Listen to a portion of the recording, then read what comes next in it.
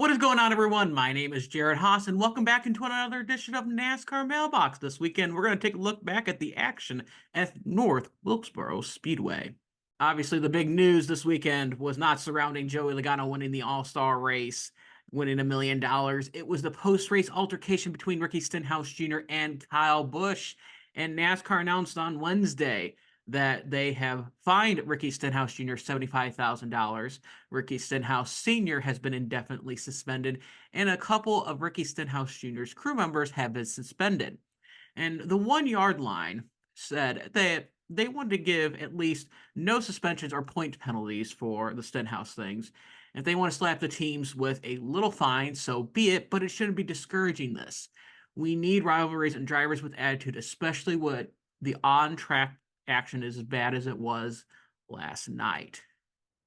This fight played right into the storyline that NASCAR is trying to build with the All-Star race, as this is $1 million. And you had this back, 2007 with Kurt Busch and Kyle Busch.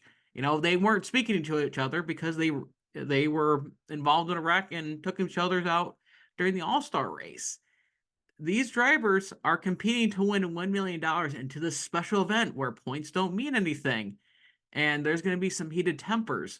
This plays right into the storyline into this all-star race. What was not talked about after this race? Nobody was talking about this option tire. Nobody was talking about, as I mentioned, Joey Logano winning the race by leading 199 laps. Are we saying that Joey Logano is back? No, we're not talking about this. We're talking about the fight. Why? Because it's the big storyline from this weekend.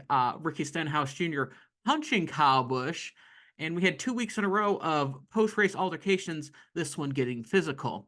And the American Walmart's 3565 did ask, why is NASCAR going to break up the two drivers fighting? Well, there's other people involved. There's crew members and media members. Former front stretcher Davey Siegel took a little bit of tumble, had Kyle Busch fall on top of him. You got to realize there are other people involved that could get, injured seriously. They could hit their head, fall back. That's not even involved with this situation.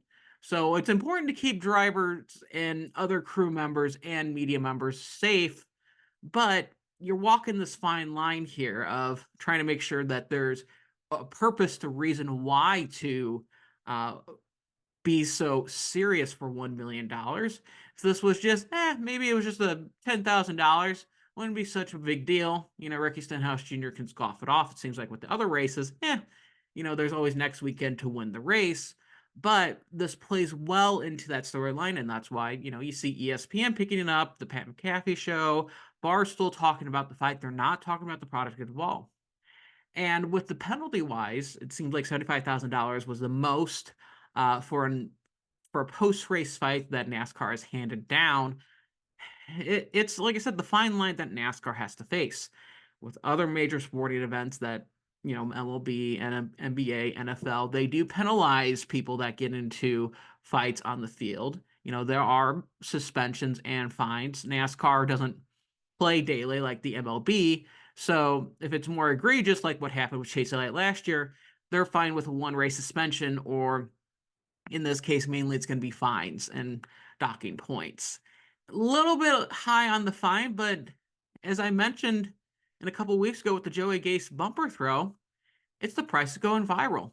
And Ricky Stenhouse Jr. is being talked about a lot more for his punch that he did with Kyle Busch. Why? Because it's publicity. And he's getting noticed the next weekend. And you're seeing the tracks pulling out as well. Charlotte Motor Speedway had social media posts, and even the NASCAR team itself. And it's that tough fine line to balance to promote NASCAR, but also being the sanctioning body that it is to say, okay, we're going to take this seriously. This is a fight, but also here's that fight. And here's another angle and a couple more social media posts.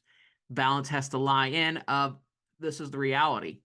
You're going to either promote this stuff or you're going to say, hard line, here's what happened, that's it, nothing more, nothing else. This is what we shouldn't be doing. But in the reality of it is, the storylines with this all-star race, tempers always boil over, and you always want that short track action going to these short tracks. And that seems to be, more or less what these short trackers happen.